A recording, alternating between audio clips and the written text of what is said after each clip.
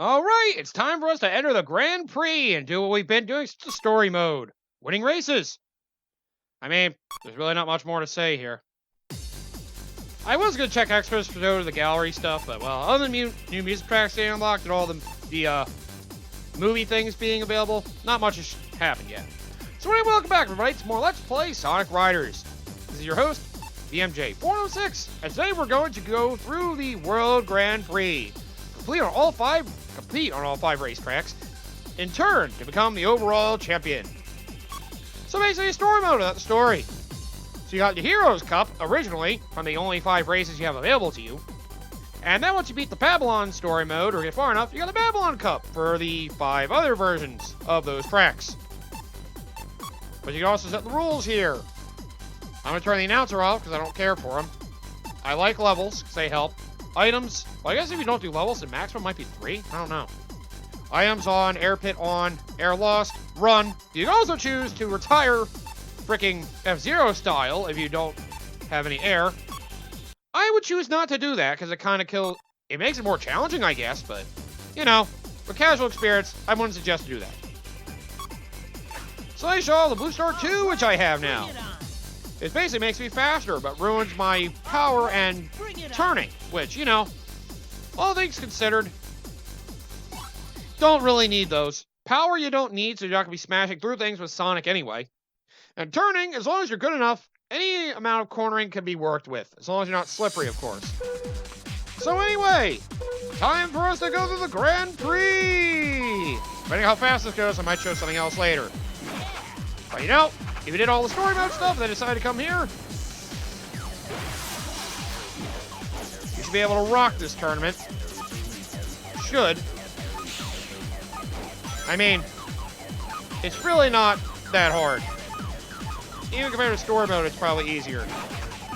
Oh yeah, by the way, something else to mention. There are still characters we haven't unlocked, even though we beat the story. As you might be able to partially guess, some of it is locked behind mission mode. Some others are not. Some others have some other weird unlocking requirements. Like that green robot there. The E10000G. And there's the red variant, E10000R. Yeah, their unlock conditions are pretty stupid. Oh crap, I missed a grind rail. Didn't realize that. My bad. I just wanted to get rings. Whoops. Oh, thanks for the free air. I needed that. I'm going to hit a level up anyway, so it doesn't really matter. But yeah, in case you're wondering how to unlock them. Oh, who liked unlocking Mewtwo in Smash Bros. Melee? The traditional way. Playing through either 700 matches, which would take a while, or the method most people probably went with. 20 hours of collective playtime in either single-player or multiplayer modes. Oh, Melee Mewtwo. You bastard. Yeah, they got that for this game. For the robots. Oh, it's not nearly as cruel. Well, actually, it's worse. So, you want to unlock them? To unlock the green variant, you need to have played your file for at least 20 hours. Yeah, not a certain number of races, 20 hours! Hello, Mewtwo. Freaking, oh. So yeah, the good thing about that is, though, that time actually adds up as long as you're in a race. Even while paused. So, if you wanted to add up the time quickly, just get into a race, pause the game, and walk away. Just leave it on, as long as your system doesn't overheat, be careful of that. Then, you just leave the race paused for a good while. If you hit over 20 hours while you're paused and then end the race, congratulations, you got E10000G. The green one. There's still E10000R. 50 hours. Yeah, they have another one for time, and you gotta do it in 50 hours. Because that's fun. Yeah, nothing says fun character unlock requirements by forcing people to play for a really long frickin' time. So yeah, 20 hours and 50 hours respectively for E10000G and E10000R. Like, they're not even characters you would think you'd want, and they make you unlock them like that. Like, what the actual hell, dude? That's just cruel. Ah, crap, I screwed up the jump. Oh, by the way, I basically showed you my technique for grinding rings. This stage is the best stage to grind rings if you need to. And, well, once we get the Gambler, we'll be able to grind even more. Because here's the fun thing about the Gambler. Your stats are all weakened, and you lose all your skills. So, yep, you can't grind, fly, or punch through things with any of your types of characters, no matter how hard you try. The reason for that being, well, the Gambler sucks. It's a pretty crappy vehicle. Here's the kicker, though. If you manage to win a race with the Gambler, with its weak stats, and all of its, skill eliminating properties, you get double the prize money. You get double the rings you had on you. So that way, either that or you just get 100 rings added to your... You might just get 100 rings for winning, in that case. So basically, put it this way. If you win a race with 100 rings on you and have the Gambler, you get the extra 100 rings, meaning you get 200 for every race you do. Now, the reason why that 100 ring container is so important, well, you get 100 rings. In free race, you get rings that way too, just from doing regular races. Rangos. Well, how would you like to make the races just one lap long? Do a one-lap race, get that 100 ring container, win with the Gambler, you get 200 rings in a lap, basically. So yeah, you just have to do a lap, do it right, and you get 200 rings in like a little over a minute.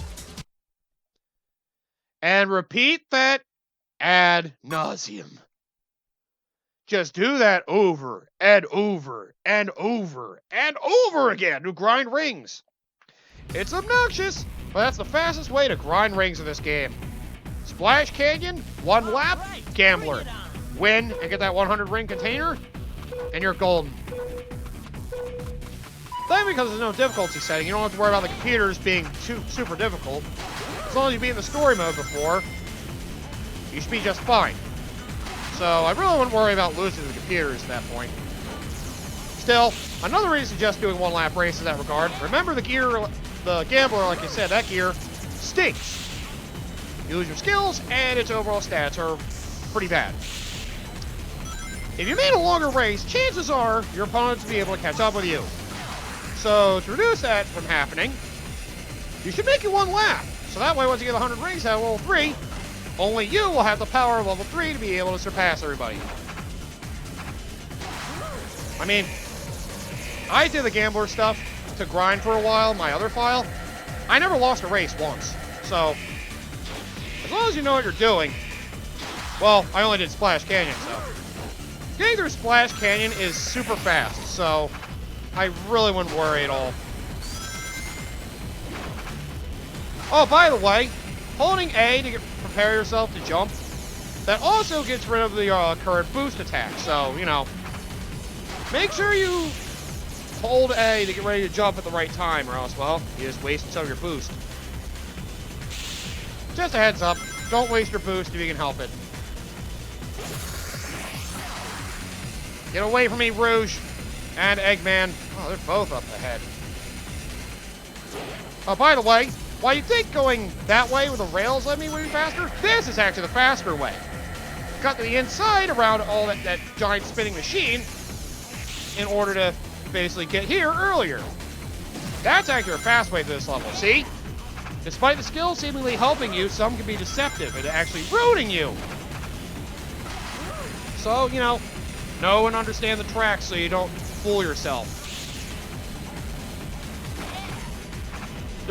And also, by the way, about the 100 ring packs, there's probably one in every single course. I know where most of them are, but, you can do any race for that 100 ring trick if you're good enough at it. Just make sure you're actually equipped to do so. Otherwise, well, you may have just wasted your time getting better amounts of rings. Ooh, Ruse is right behind me. Not today, you batty bitch. And that'll be your ring grinding trick. I can demonstrate it later, but I'll just let you know that for now. If you want rings, that's your best way. Splash Canyon, 1 lap. Once you get the Gambler, you get 100 extra rings for winning. It's either that or double the rings you have on hand, which has always been 100 for me, so I don't actually know. Still, there you go. If you don't get first, you don't get extra rings. Another thing to keep in mind, the Gambler. You can still get 100 rings if you know, just get through the race with 100 rings. Don't be discouraged if you don't win. Just winning gets you double. Something to keep in mind. Now, excuse me, I'm gonna get out of your way. I wonder if I should show off the other characters. Other characters don't really mean much in this game. Really, unless you like certain specific stats or a certain skill type, there's not really too much difference in this game. So, unfortunately, well, yeah, everybody feels very similar. I mean, yeah, certainly there are differences. Once you actually get into buying gear, the differences start to stand out more. Huh, I missed a rail somewhere. Yeah, not worried about it. Ah, you ruined my tweak! It was only a 78-degree turn! No! Unless you get more than 180 degrees through it, they won't count as the trick being done.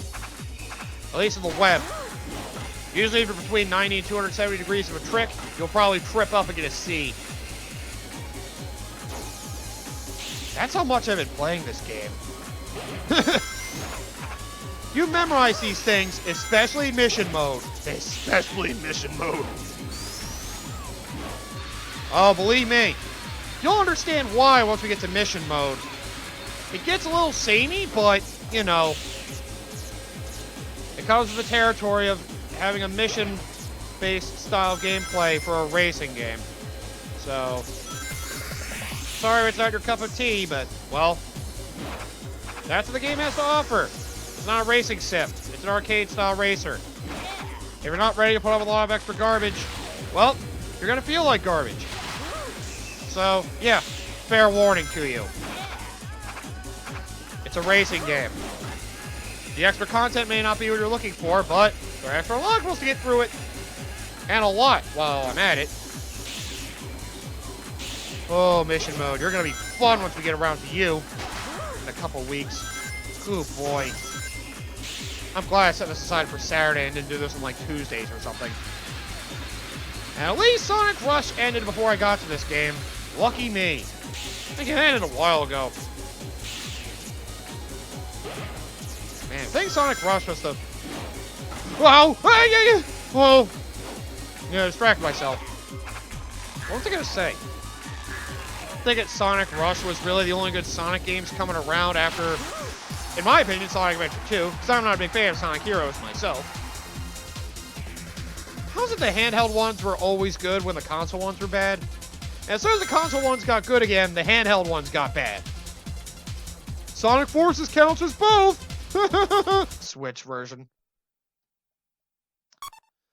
But I don't know what it was. It was probably just the developers, Dimps.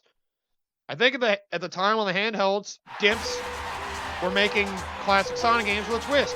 So, you know, the fact they were sticking to the classic formula is probably some of the reasons, get off me, bitch, for why it was working out so well. That Eggman riding a bike just looks so weird. Well, at least he's not flying in a giant egg. Hey, look! It's a giant talking egg! God damn it. I should not have said that.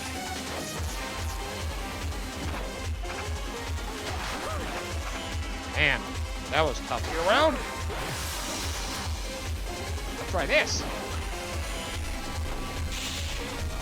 Huh, this is a faster way to go. How's the other grind rails then? Ow! Right, I gotta be careful how I go about this. Don't lose your boost, you moron! Oh, man.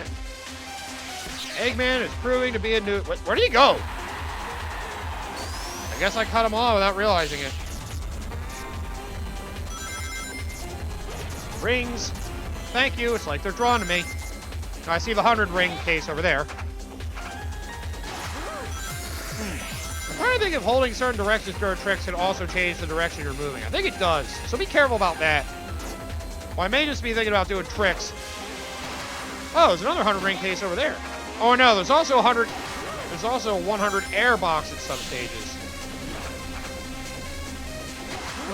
I wonder if you can even reach the air rings when you're not a flying character.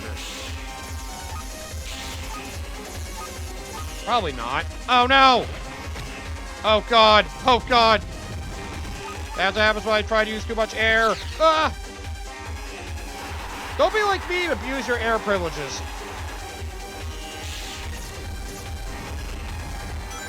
Because, well, I'm making a case for why you shouldn't use air as frequently as I do. I probably used to do it in Splash Canyon and missions. That's probably why I'm abusing my air privileges. At least I showed you how to get up to this area. So have a high jump ready, hold down when you hit the ramp, and then hold forward when you go off this ramp and do a proper jump, unlike me, in order to get the most out of that to reach the higher ledge. Okay, the trick of the and holding up to go forward there is what get you up to that ledge for better boxes.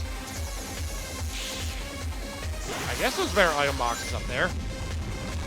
Which, you know, better item boxes are always a good thing. Some might, if you notice closely as you go through some item boxes, some are preset to be rings or air, to some random amounts, or set amount. If they're a question mark, they'd be either rings or air, or, you know, the chain ball item, or the speed shoes. Hey, there we go, I got a gold trophy. It looks like there's a black ball, or a splotch of black paint in the middle of that. Okay. By the way, beating that Grand Prix unlocked Sega Carnival. And you get the gold emblem, you get 500 rings. Here's another way to grind, if you don't want it to feel so samey doing one race lap over and over again, that's another way to grind rings. Not as fast, but it works. Just win a Grand Prix. Every time you get gold, you get 500 rings along with the rings you got throughout the tournament. So, you know, you get up to the 1,000 rings per Grand Prix. It takes longer, but, you know, at least you're doing multiple races instead of just doing the same lap over and over. Slower, but gets rid of some of the sameness. There you go. Well, since we still have some time, let me go over the battle stages. Let me go over some of the survival stuff. Race stage. Get the Chaos Emerald, pass through gates while carrying within a time limit to score. Yeah, let's show off one of these. Why not? You know what? Let's do it in Sega Carnival. Why not? So I can show that off. I love the Sega stages, by the way. Sega stages are rad. You know what? I'll be Rouge. You can only be the regular boards in this stage, by the way. You can't be any special vehicles. You can only be the standard boards. But yep. Here's Sega Carnival. It looks kind of neat. Ooh, a Chaos Emerald. Here's the Sega Homage stage. Homage. Whatever. It honors Sega, okay? That's the word I'm trying to say. Ugh. Did I not say it right? 15 minutes for the battle. For this, you basically grab the Chaos Emerald and drag it through the gates. Billy Hatcher. Oh, that was that weird Sega platformer. Notice that your air drains out as you have the Chaos Emerald on you. But it refills a bit when you run through a gate. Which, by the way, you want to keep running through gates in order to get points. Run through 5 gates to win. If the air runs out, you get shocked, and the Chaos Emerald goes away. Woo! Super Monkey Ball! I'll play through you now, too. Ah. Nice to see all the Sega stages. And Crazy Taxi! Ooh. No! My air! Oh! That's what happens when you run out. And see, this one honors Crazy Taxi. Kind of cool. Run through a gate without the Chaos Emerald? Well, tough luck. And be careful about using boost while you have it. And this one honors Samba de Amigo, which I remember was a music game, right? Oh, come on. That Iron Ball screwed me. Oh, I won! Phew! Run through 5 gates before your opponents to win. Wow, way to do an awful trick. You suck. Yeah, there you go. You run through some Amigo territory, then you go through Billy Hatcher's ship of some kind. Never played Billy Hatcher's. I don't really know a lot about that, except an annoying chicken. Then you go through a knight's. Oh, I forgot the cannon shoots you into a knight's thing to just spin around a castle. Then you go to Super Monkey Ball for a lot of tilting platforms. And then Crazy Taxi for a city-like area to end it all off. See, it's a nice reference to a lot of the great Sega franchises around. There's another Sega stage being the Babylon Cup, in case you don't know. That'll be fun to go over when we get to that later. But we'll have to beat the Babylon Cup first. Anyway, time for the battle stage, or fight off your rivals to survive. There's 3 stages. Dual Towers, Snow Valley. Oh, Dual Towers is a hardcore battle where you launch attacks at each other. Snow Valley is a hide-and-seek battle where you launch attacks on the other players. Take care not to be found by them. And Space Theater, blowout battle where you bump out your rivals and do damage to them. I have a feeling these are all the same. I've done one of these in the past, so I don't fully remember, but let's give you... Yeah, let's give you time, Amy. Why not? So, yeah, let's go have some fun. I have a feeling these battles are all the same. Not gonna hold back. Yeah, you probably shouldn't anyway. Okay, yeah, these are all the same. So it's just different stages. This is more rounded and smaller, so this is probably a good stage to start with. Dual Towers is pretty big. Boosted your opponents to hit them and make them lose a star. And there are items around there to either give you more air, give you better boost power, more defense, more offense, etc. Lets you do more damage or not get hurt. And you also get air pickups. Just boost your opponents to knock them around. You also get speed boosts and all that. These are little items to pick up. It's a lame version of Mario Kart's battle mode, basically is what this is. And well, once you knock out all the stars of the opponent, they're gone. Don't worry, you get air back for hitting an opponent, so make sure you do that. There you go. Yeah, you have more attack power, you do more damage to an opponent, so, you know. Take that! E10000R, I didn't even unlock you yet. Yeah, computers can still show up as characters you haven't unlocked. There's also a pit in the very center that can be omnidirectional. So you come in from any way and come out any way. So, well, I think you go out opposite the way you came. You're not going to hit me that easily. And be careful about your air. That's why you want to keep it on that pit. Hopefully you go there when you need it. Just make sure your opponent doesn't crash in on you while you're doing that. And there we go. I win. Well, that was easy. That's all the battles work. I think if the battle lasts a while, there are special effects. I don't know what all of them are for every stage. I know the one for Dual Towers is you go around for a while and don't kill each other. Crows will rain down. And if you get hit by obstacles, you also take damage. You know, let's show off Dual Towers. Probably the basic one. What else haven't I got to beat? Eggman! Do you think you can beat me? Yes. Oh, wait, I'm beating you. Shit. He's riding around on his bike. While Shadow's riding around with skates. Everybody else is riding a hoverboard like normal people. Well, let's do this. Do you think you can beat me? Yes, we heard you already. Oh, Mike Pollock's frickin' lines are classics. But yep, this stage is more of an oval. It's more basic. You move around at more normal speed. For a moment, I said, "Take that, bitch!" I was like, "Whoa, Eggman!"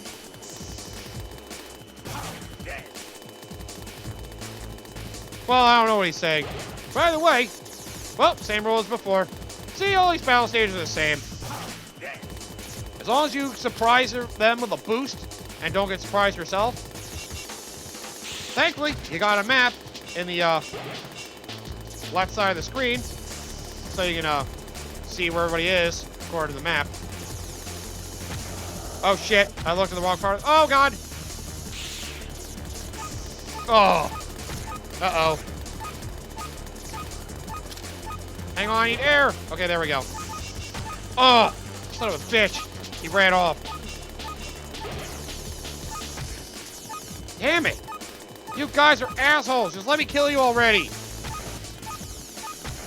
Just remember that holding L and R to drift. And using tornadoes makes you lose air as well as boosting. So